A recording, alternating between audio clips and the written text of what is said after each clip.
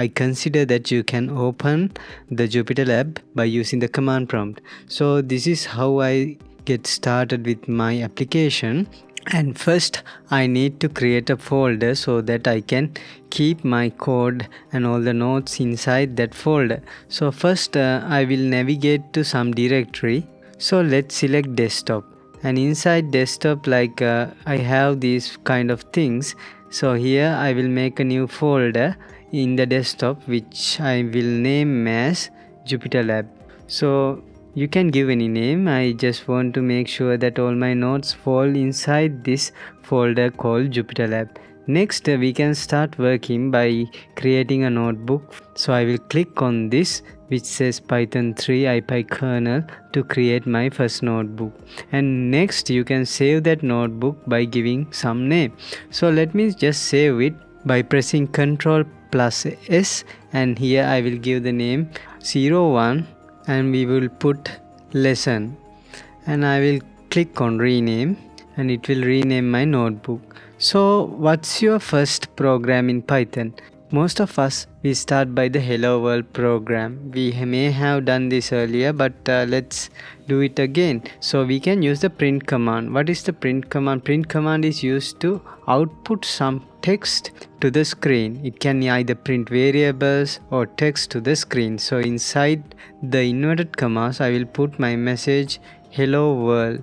So this will be output to my screen, and next I will close the bracket so I can run this cell by clicking on this run button like this, or else you can press shift and enter. Let me press shift and enter and it will run this cell. So basically we just ran this cell. Also what you can try is you can use the print command with single quotation marks as well. So here I will put hello world inside single quotation marks like this, and close my single quotes and close the brackets and press shift and enter. So here I have the result hello world, and it's the same. So this is how we get started by using the print command. So it is a very convenient function for us to print some output to the screen. So this can be very useful when we are making other Python programs. So first let's explore some capabilities of this Python language. You can do mathematics. This I explained in my first tutorial where I talked about installing Jupyter Lab. So here let's say you want to add some numbers. You can keep on typing 2 plus 1 and press shift and enter, and it gives the result as 3. You can also put variables inside the print function. So let me say 2 plus 1 directly inside the print function. So what went wrong here? The print is wrong, right? print. So this, and I will press shift and enter to run the cell again, and you see the same result. So what is convenient about Jupyter Lab is that sometimes you can execute certain statements directly and you can see the result inside the Jupyter Lab. So if you are using some other IDE, you won't get this feature where you must strictly use the print command to make sure that the outputs get printed to some console. So here we did some basic mathematics. Suppose you can do something like this: 3 plus 1 plus 4 plus 5, and press shift and enter, and it will give the result as 13. You can keep spaces, and it doesn't really matter whether we keep one space or many spaces. So here the result should be 3 plus 4 7, 7 plus 3 is 10. So let me press shift and enter. It gives the result 10. So basically what happens is the interpreter ignores all the white spaces. So you don't want to worry about having spaces, but make sure that the code is readable. So these things you will learn by observing how other people code, and when you practice a lot you will gain this experience how to format the code correctly. So next let me also try some multiplication. 2 times 4 and press shift enter. It gives the result as 8. So it's a very convenient tool which allows us to do multiplication. Let's also try division. Let me divide 15 by 9. It gives 1.667, and this is how we handle direct mathematics in the Jupyter Lab environment. So next we will go through some things about variables. So what are variables? So every number is a variable we can consider. Let's say 4, it's also a variable. So 4 is a variable.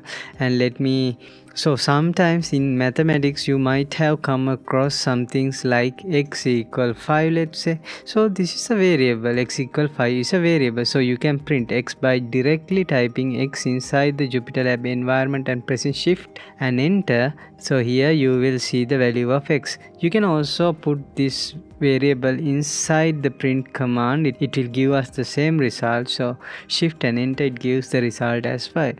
So first we created a variable name x which has the value 5, and next we will create another variable which has the value 4 and press shift and enter. So now if you want to visualize y, you can directly type y and press shift and enter. So to visualize x, you press shift and enter. And also if you want to visualize both, you can type x comma y and press shift and enter. So it gives it as a tuple. So this is one way of like combining data. Don't worry about it too much. So anyway, you can visualize both of them together by putting them separated by a comma. So now we learned about simple variables which were integers. So let me create another variable. Let's say z equal 5.89. so this is also a variable, but this time this is a floating point number. So although you did not notice any difference regarding the type of variables, the Python inside keeps a track of the type of the variable. So first we had x and y which were integers, but this time z is a floating point number. So to know the type of the variable, there's a special function that we can use. It's called type. So inside the type you need to pass the variable that you need to check. So first I will pass x, and it says the type of x is int. So let me check the type of y, and it will say int again because y is also 4. It is also a whole integer, so it gives me the result as int. But this z is not an integer because it's a floating point number. So let's check the type of the variable z, and you will note that it is different. So it gives us float because the type is different. And also one important thing is like Python gives priority through the brackets when it evaluates some statements which contains mathematics. So let me say within brackets 3 minus 4 multiplied by 5. 3 minus 4 multiplied by 5. What is the answer? It's negative 5, right?